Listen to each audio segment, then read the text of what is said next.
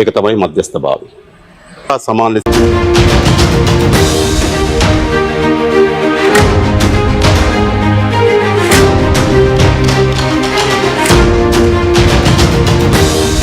Breaking news చూస్తున్నారు. అమెరికాకు Sri Lanka big shock ఇచ్చింది. అమెరికా యుద్ధ విమానాలు ల్యాండింగ్కు అనుమతించలేదు శ్రీలంక. ఇరాన్తో ఉన్న వాణిజ్య సంబంధాల దృష్ట్యా లంక ఈ నిర్ణయం తీసుకుంది. ట్రంప్ అభ్యర్థనను తోసిపుచ్చేసింది శ్రీలంక. శ్రీలంక అధ్యక్షుడు దిశనాయకి కీలక నిర్ణయం తీసుకున్నారు. ఏ దేశంపై దాడికి తమ భూభాగాన్ని ఇవ్వబోమంటూ స్పష్టం చేశారు. అంటే ఇటు గల్ఫ్ దేశాలపై ఇరాన్ దాడి చేయాలనుకున్నా, లేకపోతే ఇరాన్ గల్ఫ్ దేశాలపై దాడి చేయాలనుకున్నా, ఏ దేశం ఎవరి మీద దాడి చేయాలనుకున్నా తమ భూభాగం దాంట్లో పాత్ర వహించదు. ఇప్పుడు గల్ఫ్ దేశాలు ఇరాన్ మీద దాడి చేశాయి అని అనుకుంటున్న సందర్భం ఉంది కదా. గల్ఫ్ దేశాలు అక్కడ టార్గెట్ చేసింది కాదు. గల్ఫ్ దేశాలు అమెరికా అక్కడ బేస్ ఇచ్చాయి. ఆ బేస్ నుంచి అమెరికా ఇరాన్ మీద దాడి చేస్తోంది. సో గల్ఫ్ దేశాలు అమెరికాకు బేస్ ఇచ్చినట్టుగా శ్రీలంకను అమెరికా మీ బేస్ ఇవ్వండి అంటూ అడిగిందనేది ఇక్కడ శ్రీలంక చెప్తున్నమాట. క్లుప్తంగా చెప్పాలంటే శ్రీలంక భూమి మీద, అంటే శ్రీలంక ఎయిర్పోర్టులో యుద్ధ విమానాలు దిగేందుకు అమెరికా పర్మిషన్ అడిగితే శ్రీలంక తిరస్కరించింది. ఇది ఇప్పటి మాట కాదు. ఏకంగా యుద్ధం జరగడానికి 2 రోజుల ముందు జరిగిన పరిణామం అనేది శ్రీలంక అధ్యక్షుడు దిశనాయక చెప్పుకొచ్చిన మాట. ఏ దేశంపై దాడి చేయడానికైనా తమ భూభాగాన్ని వాడేందుకు ఇవ్వము అంటూ కూడా స్పష్టం చేసింది. యుద్ధంలో తాము భాగస్వామ్యం కాలేమంటూ వెల్లడించింది.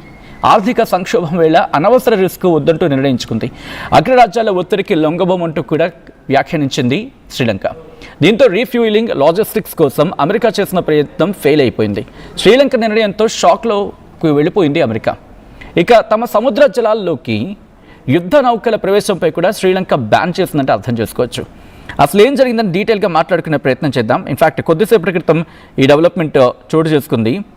మరి ముఖ్యంగా శ్రీలంక ఇటు అమెరికాకు తెగేసి చెప్పింది, లాభం లేదు, మీరు మా ప్రదేశాన్ని మాత్రం మీకు నచ్చినట్టుగా ఉపయోగించుకోవడానికి వీల్లేదు. అంటే యుద్ధ విమానాలకు సంబంధించి ఇక్కడ లాంచ్ చేస్తాం, దించుతామంటే ఒప్పుకునేది లేదు అంటూ కూడా చెప్పుకొచ్చింది. ఈ క్రమంలోనే దిశనాయకి ఆయన మాట్లాడుకొచ్చారు. అసలు ఇంతకు ఆయన ఏమన్నారో చూద్దాం, ఆ తర్వాత ఏం డీటెయిల్గా మాట్లాడుకుందాం. සමාන ලෙසම එදිනෙම හවස එක්සත් ජනපදයෙන් අපින් ඉල්ලා සිට ජිබූටි වරායේ ජිබූටි රාජ්‍ය ආසන්නව තිබෙන නාවික හමුදාවට අයත් ප්‍රහාරක ගුවන් යානා දෙකක් ශ්‍රී ලංකාවේ මත්තල ගුවන් තොටුපළට පැමිණෙන අවසර දෙන්න කියලා. අපි ඉතාමත් පැහැදිලිව ගත්තා. අපේ රට මධ්‍යස්ථභාවයේ ඒ වන විටත් යුදමේ පිළිබඳ ගැටුම් සංඥාවන් මතුවලා තිබුණා. අපි මේ දෙකටම අවසර ලබා දුන්නේ නැහැ. ඒක තමයි මධ්‍යස්ථභාවය. සමාන ලෙසම రైట్, అది దిశనాయకి చేసిన కీలక వ్యాఖ్యలు. మరి ముఖ్యంగా దిశనాయకి ఏం చెప్పారని చెప్పే ప్రయత్నం చేస్తాను. ఇటు ఫిబ్రవరి 26న అమెరికా మమ్మల్ని కన్సల్ట్ చేసింది. మా ఒక 2 యుద్ధ విమానాలు వస్తాయి, అవి మీ ఎయిర్పోర్టులో దిగేందుకు కాస్త ప్రదేశం చోటు ఇస్తే చాలు అని చెప్పి 2 యుద్ధ నౌకలకి అంది. కానీ శ్రీలంక చాలా తెలివిగా ఆలోచించింది. వీళ్ళు యుద్ధ నౌకల్ని ఇప్పుడు ఈ టైంలో దించుతున్నారంటే కనుక సంథింగ్ ఫిష్ అని చెప్పి వాళ్ళు డౌట్ వచ్చింది. సో ఈ క్రమంలోనే ఇరాన్తో వాళ్ళకి రిలేషన్స్ ఉన్నాయి, at the same time Gulf దేశాలతో కూడా రిలేషన్స్ ఉన్నాయి. వాటిని చెడగొట్టే ప్రయత్నం అయితే చేసుకోదు కదా. సో జిబూటి గురించి ప్రస్తావించారు ఆయన. సో ఒక్కసారి డీటెయిల్గా మాట్లాడుకునే ప్రయత్నం చేసినప్పుడు అసలు ఏం జరిగిందనేది ఒక్కసారి ఇక్కడ మీకు వివరించే ప్రయత్నం చేస్తాను. ఆయన అన్న మాటని, జిబూటి బేస్ నుంచి 8 యాంటీ షిప్ మిసైల్స్తో, అంటే కొన్ని మిసైల్స్ ఉన్న 2 యుద్ధ విమానాలు మన అంతర్జాతీయ విమానాశ్రయంలో దిగడానికి అనుమతి కోరాయి. అమెరికా అనుమతి కోరింది. మార్చి 4, 8 తేదీల్లో వచ్చిన ఈ అభ్యర్థనను కూడా మేము తిరస్కరించాం. ఎన్ని ఒత్తిళ్ళు వచ్చినా కూడా మేము న్యూట్రల్గానే ఉన్నామంటూ చెప్పుకొచ్చింది ఇక్కడ శ్రీలంక. సో ఒకసారి డీటెయిల్గా దాన్ని మీకు ఎక్స్ప్లెయిన్ చేసే ప్రయత్నం చేస్తాను. మరి ముఖ్యంగా యుద్ధం రోజు రోజుకు మహకు రూపం దాల్చుతున్న క్రమంలో శ్రీలంకలో ఒక అంతర్జాతీయ విమానాశ్రయంలో తమ 2 యుద్ధ విమానాలు దిగడానికి అనుమతి కోరాలని, అంటే అనుమతించాలని చెప్పి అమెరికా కోరినట్టు ఆ దేశ అధ్యక్షుడు అనిల్ కుమార్ దిశనాయకి ఆయన పార్లమెంట్లో ప్రకటించారు. ఇరాన్ నావికులు అక్కడ లంకలోనే ఉన్నారు, శ్రీలంకలోనే ఉన్నారు కదా ఇంకా. సో ఫిబ్రవరి చివరిలో జరిగిన ఈ సంఘటన గురించి శ్రీలంక అధ్యక్షుడు దిశనాయకి స్వయంగా అక్కడ పార్లమెంట్కి చెప్పుకొచ్చి మాట్లాడుతూ మార్చి 4, 8 తేదీల మధ్యలో జిబూటిలో ఒక స్థావరం నుంచి 2 మిజైల్స్, అంటే ఆ మిజైల్ క్యాపబుల్ ఉన్న యుద్ధ విమానాలు అవి సో వాటిని అంటే ఫైటర్ జెట్స్ అంటుంటారు, అంటే మిసైల్ని తీసుకువెళ్ళే క్యాపబిలిటీ ఉన్న, మిసైల్ని మోసుకువెళ్ళే క్యాపబిలిటీ ఉన్న ఈ వార్ అంటే యుద్ధ విమానాలు ఫైటర్ జెట్స్ని అక్కడ మట్టాల అంతర్జాతీయ విమానాశ్రయానికి తరలించాలని చెప్పి అమెరికా కోరిందని చెప్పి ఆయన చెప్పుకొచ్చారు. కానీ వాషింగ్టన్ రిక్వెస్ట్ని మేము తోసిపుచ్చేసాం, ఎందుకంటే మేము తటస్థ వైఖరికి కట్టుబడి ఉండాలని అనుకుంటున్నాం. ఈ నేపథ్యంలో ఏ పక్షానికి కూడా మేము మద్దతుగా ఉండం, ఏ పక్షానికి కూడా సపోర్ట్గా ఉండే సిచ్యువేషన్ లేదు, అండ్ బలహీనపరిచే విధంగా కూడా ఉండం.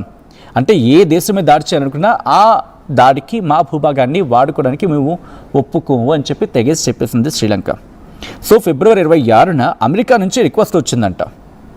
అయితే ఫిబ్రవరి 28న ఇజ్రాయెల్ అమెరికా దాడుల్లో యుద్ధం ప్రారంభమైంది. అంటే ఒక రోజు ముందు అడిగే ప్రయత్నం చేసిన అన్ని ప్రీప్లాన్ చేసుకుంది. సో ఈ నేపథ్యంలో మార్చి 4న శ్రీలంక తీరంలో ఇరాన్ యుద్ధ నౌక ఐఆర్ఎస్ డేనా మీద యుఎస్ సబ్మెరీన్ దాడి చేసింది, నీటిలో ముంచేసింది. ఈ ఘటనలో దాదాపుగా 150 మంది ఇరాన్ సైలర్స్ ప్రాణాలు కోల్పోయారు, ఇంకో 32 మందికి పైగా గాయపడ్డారు. వీళ్ళకి చికిత్స కూడా అందిన సందర్భం. అండ్ ఇక్కడ కూడా శ్రీలంక యాక్టివ్ అయింది, అక్కడ ముందు వెళ్ళి ఆ సహాయక చర్యలు వేగవంతం చేస్తుంది, ఎందుకంటే వాళ్ళ జలాల దగ్గరలో కాబట్టి. సో వెంటనే వాళ్ళకి అంటే ఆ అలర్ట్ కూడా వాళ్ళు శ్రీలంకకు పంపించడం జరిగింది, ఐఆర్ఎస్ డేనాలో ఉన్న ఆ సైలర్స్. సో ఆ నౌక సహాయక చర్యలో కూడా భారత నౌకాదళం కూడా పాల్గొంది. 2 నౌకలను అక్కడకు పంపి రెస్క్యూకి సహకరించింది భారతదేశం కూడా. అయితే టెక్నికల్ ఇష్యూస్తో ఇరాన్కు చెందిన ఇంకొక యుద్ధ నౌక ఐఆర్ఎస్ బుషహర్ హిందూ మహాసముద్రంలో నిలిచిపోయింది. అందులో 104 కాదు 204 మంది పైగా సిబ్బంది ఉంటే శ్రీలంక నేవీ రక్షించింది. సో 2026 మిలాన్ విన్యాసాల్లో పాల్గొనడానికి వచ్చిన ఇరాన్ యుద్ధ నౌకలు తిరిగి వెళ్తున్న సందర్భంలో ఐఆర్ఎస్ డేనా మీద అమెరికా దాడి చేసింది. ఈ విషయాన్ని ఇలా ఇటు ఉంచితే ఇప్పుడు డీటెయిల్గా మాట్లాడుకునే ప్రయత్నం చేస్తున్నప్పుడు అసలు వీళ్ళకి అంటే గల్ఫ్ దేశాలకి శ్రీలంక కూడా రిలేషన్స్ గురించి మాట్లాడుకోవాలి. గల్ఫ్ దేశాలు అంటే సాధారణంగా గల్ఫ్ కోఆపరేషన్ కౌన్సిల్ సభ్య దేశాలు అంటాం, అంటే Saudi Arabia, Dubai, Qatar, Kuwait, Oman, Bahrain. So వీళ్ళతో సత్సంబంధాలు ఉన్నాయి. శ్రీలంక గల్ఫ్ దేశాల మధ్య రిలేషన్స్ గురించి మాట్లాడుకుంటే ఉద్యోగాలు, దాంతోపాటు అంటే ఎంప్లాయ్మెంట్, ట్రేడ్, ఆయిల్, ఇన్వెస్ట్మెంట్స్, ఎన్ని రంగాల్లో వాళ్ళకి రిలేషన్స్ ఉన్నాయి. శ్రీలంక మరియు గల్ఫ్ దేశాల గురించి మాట్లాడుతూ శ్రీలంకకు ఆర్థిక సాయం చేస్తుంది గల్ఫ్, అప్పు సాయం లోన్స్ అందించే ప్రయత్నం చేస్తుంది, సంక్షోభ సమయంలో వాళ్ళకి సపోర్ట్గా నిలిచింది. మరి ముఖ్యంగా యూఏఈ అండ్ సౌదీ కూడా.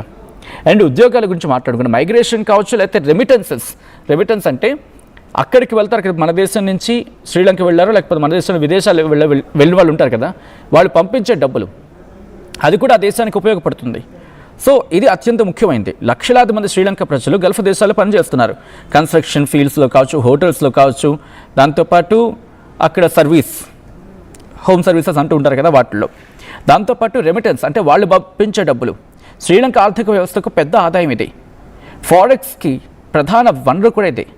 ఇంకా ట్రేడ్ రిలేషన్స్ గురించి మాట్లాడుకుంటే ఇంపోర్ట్స్, శ్రీలంక గల్ఫ్ దేశాలకు ఎక్కువగా పెట్రోల్, డీజిల్, గ్యాస్, పెట్రోకెమికల్స్ వీటి మీద ఆధారపడుతుంది. ఇంపోర్ట్స్ గురించి అంటే దిగుమతులు, మరి ముఖ్యంగా సౌదీ అరేబియా, కువైత్, దుబాయ్ నుంచి వీటిని దిగుమతి చేసుకుంటూ ఉంటుంది.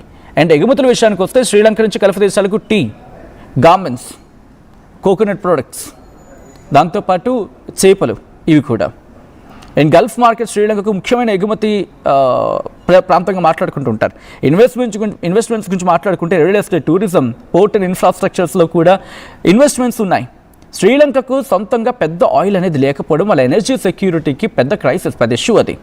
సో దీని విషయంలో కూడా వాళ్ళు అక్కడ ఆధారపడాల్సి వస్తుంది, అందుకే గల్ఫ్ దేశాల మీద ఆధారపడుతోంది. 2022 ఆర్థిక సంక్షోభంలో గల్ఫ్ దేశాలు ఆయిల్ సరఫరా చేశాయి, ఫినాన్షియల్ సపోర్ట్ ఇచ్చాయి. సింపుల్గా చెప్పాలంటే శ్రీలంక గల్ఫ్ సంబంధం అంటే ఉద్యోగాలు, రెమిటెన్సెస్, ఆయిల్ మీద బేస్ అవ్వడం, ట్రేడ్ అండ్ ఇన్వెస్ట్మెంట్స్. ఒక్క లైన్లో చెప్పాలంటే గల్ఫ్ దేశాలు లేకుండా శ్రీలంక ఆర్థిక వ్యవస్థ కుదేలైపోతుంది. అండ్ అలా అని చెప్పి ఇరాన్ని కొట్టిపాడేయలేం, బట్ ఇరాన్ గురించి మాట్లాడుకునే ప్రయత్నం చేద్దాం.